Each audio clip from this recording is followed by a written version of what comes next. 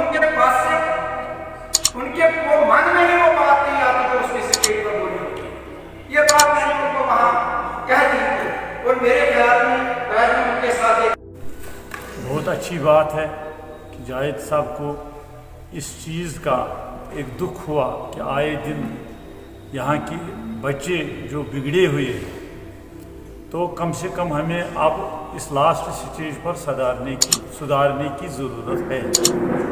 حال ہی میں آپ دیکھ رہے ہیں کہ پرسوں دوسری عید کو ہمارے 8-10 بچے بائکوں پر سوار ہو کے حبل منڈو کی طرف گئے۔ وہاں لاسٹ پر پہنچے، وہاں وہ ٹریکنگ کر رہے تھے۔ جہاں تک میں نے سنا ہے پولیس رپورٹ کے مطابق ان کے ڈیتھ کے بعد پولیس نے کوئی 24-25 ڈبی سگریٹ اور دیگر چیزیں وہاں سے اٹھائی، تو بظاہر وہ ڈرگ میں ملوث تھے اور اپنی جان کو گنوا بیٹھے، اپنے پریوار کو مصیبت میں ڈال کر رونے کی سوا ان کو کچھ دیا ہی نہیں۔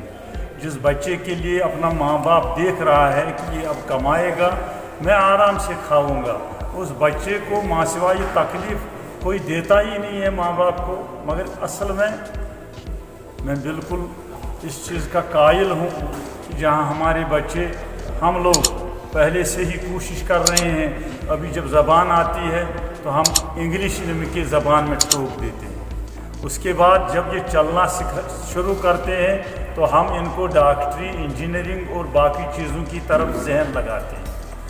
اصل میں اس کے قصوروار ان کے پیرنٹ ہی ہیں، جو ابتدا میں یہ بھول جاتے ہیں کہ بڑے ہو کر یہ کیا کریں گے، کیونکہ اسلام سے ان کو ناواقفیت کرانا ہی ان کو ڈرگس کے ساتھ جوڑنے کا مترادف ایک ذریعہ ہے۔ اگر ان کو ساتھ ساتھ دنیائی تعلیم اللہ کریں کہ سب بچے کامیاب ہو جائیں، سب بچے ڈاکٹر، انجینئر اور دیگر کاموں میں لگے رہیں، مگر اگر ان کو ہم تھوڑا سا اسلامی معاشرے میں ڈال دیں گے، ان کو قرآن سنت کی ٹریننگ دیں گے پہلے سے، مجھے نہیں لگتا ہے کہ یہ بچے تھوڑے بڑے ہو کر بگڑ جائیں گے۔ ان کو اچھے اور برے کی تمیز ہوگی۔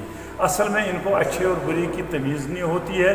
دوسرا، ان کو ایک دوسرا چیز ہو گیا کہ جو گورنمنٹ نے انڈو سکولز بند کیے، باغوں میں کھلا رہا، ہر جگہ کھلا ہے، تو سکول بند کیے۔ جب سکول بند ہو گئے تو بچے بالکل وہ سمجھو وہ نیم پاگل ہو گئے۔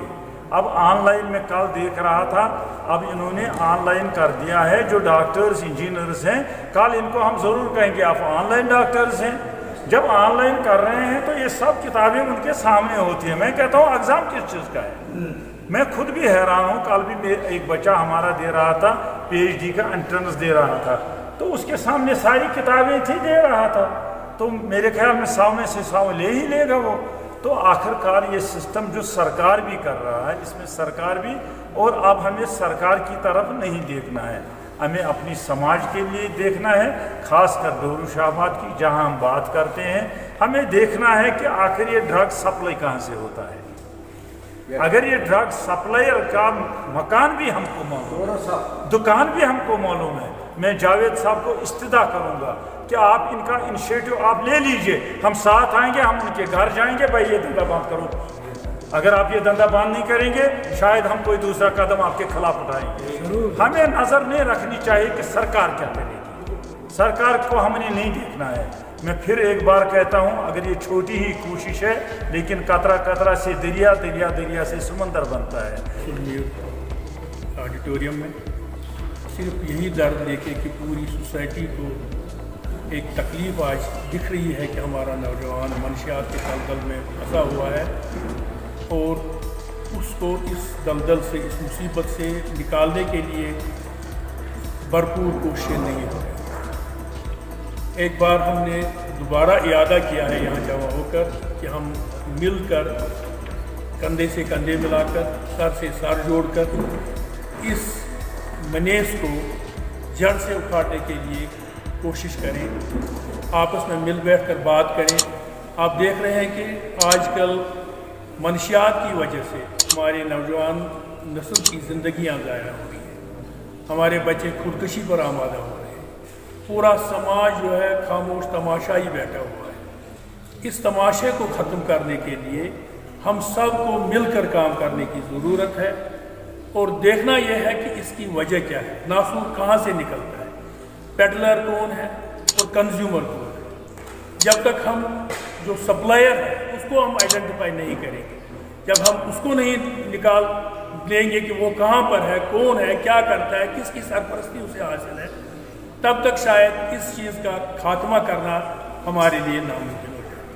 ہم نے یہاں جب بات ہو رہی تھی ہماری آپس میں، جتنے معززین یہاں تشریف رکھے ہوئے ہیں، ہم نے سوچا کہ کلسٹر وائز بھی ہم دیکھیں گے کہ 4-5 گھر اپنے 5 گھروں کا خیال رکھیں گے، ایسے ایک والنٹیئرس کی ٹولی بنائیں گے، لیکن اس کے باوجود اصل میں یہ دیکھنے کی ضرورت ہے کہ یہ سپلائر کو، پیڈلر ہمارا کو، اس پر کیا کارروائی کی جا سکتی ہے، کیسے اس کو آئیڈینٹیفائی کیا جا سکتا ہے۔ جب تک ہم اصل ناسور کو، اصل بیماری کو نہیں پکڑیں گے، تب تک شاید یہ ممکن نہیں ہے ہمارے لیے کہ اس بیماری کو ختم۔ ہم تو بچے کو سمجھائیں گے، کاؤنسلنگ کریں گے، اس کو دیکھ لیں گے کہ کہاں وہ بگڑا ہوا ہے، کیا وجہ ہے اس کے بگڑنے کی، کیا صورت ہے، اس کو اس بگاڑ سے نیچے نکالنے کی۔ لیکن وہ جو طاق میں شکاری بیٹھا ہے وہ سوچ رہا ہے ہر وقت کہ کیسے میں یہ چیز سپلائی کروں، کیسے میں اس کی فروخت کروں، تو اس شکاری کو پھنسانے کی ضرورت ہے۔ ہر ایک سوسائٹی کو سدھارنے کے لیے یونٹ سے پر ہمیں شروع کرنا ہے۔ یونٹ جو ہوتا ہے وہ گھر ہوتا ہے، یونٹ جو ہوتا ہے وہ والدین ہوتے ہیں، والدین کے بعد ہوتا ہے اصلاحی معاشرہ میں تعلیمی رول کا ادا، ایجوکیشن کا ادا۔ افسوس کی بات ہے یہاں والدین جو ہے وہ بالکل اس سے بالکل بے خبر نہیں ہے، مگر کوتاہی برت رہے ہیں،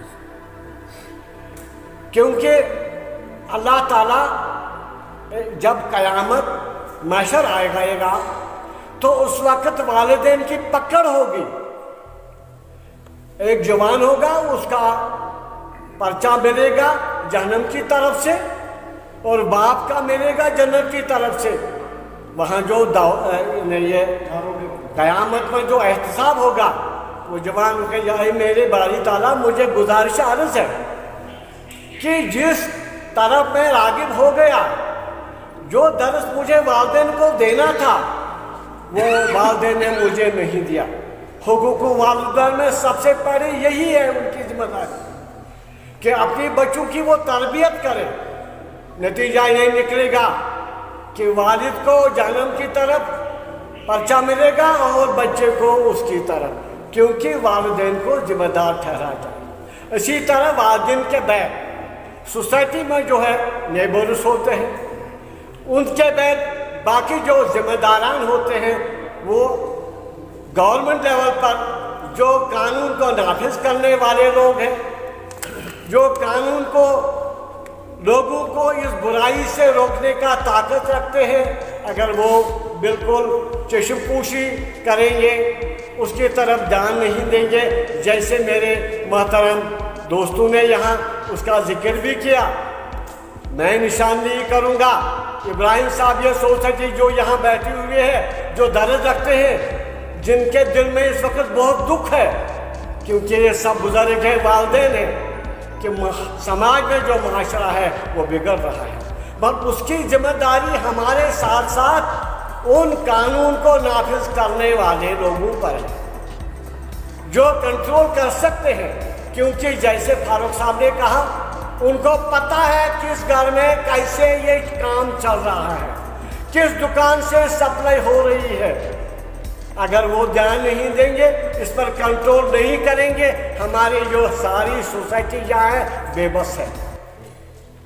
لہذا ہم سبوں کی ذمہ داری ہے، گھر سے لے کر، والدین سے لے کر، سماج سے، سوسائٹی سے لے کر، جو آرگنائزیشن ہے، اوقاف ہے، کیونکہ ہر مسجد کا صدر اوقاف جو ہوتا ہے وہ ذمہ دار ہے اپنے علاقے میں۔ اس کو یہ ذمہ داری کہ میں مسجد میں دیکھوں یہاں ٹاٹ ہے، یہاں باقی قالین ہے، یہاں سب کچھ ہے، نہیں، اس کو دیکھنا ہے میرا ارد گرد جو معاشرہ ہے کیا یہ اسلامی معاشرہ ہے، کیونکہ اسلام میں ہمیں ایک ہی طبقے کی حفاظت نہیں کر، خیر الناس من ینفع الناس، لوگوں میں وہ بہتر ہے جو لوگوں کی بہتری پر کے لیے سوچے گا۔ لہذا یہ ذمہ داری ہم سبوں پر ہے. انشاءاللہ میں دعا کرتا ہوں آپ کی وساطت سے آپ کا جو رول ہے اہم رول ہے, آپ کے اس رول سے سماج میں زیادہ اصلاح ہو جائے گا. لہذا ہم بھی دعا گو ہیں اللہ تعالیٰ سے, ہمیں بھی توفیق اللہ تعالیٰ عطا کرے, آپ کو بھی اللہ تعالیٰ توفیق عطا کرے کہ اصلاحی معاشرہ ہو جائے, یہ ناسور ختم ہو جائے, اور ہمارے ایڈمنسٹریشن کو خاص کر پولیس کو اللہ تعالیٰ یہ توفیق عطا کرے کہ وہ اس کو کنٹرول کرنے میں ہمارا ساتھ چاہے اور ہم ساتھ دے کر ان اس ناسور کو ختم کریں. انشاءاللہ کامیاب ہو جائیں. وما علینا الا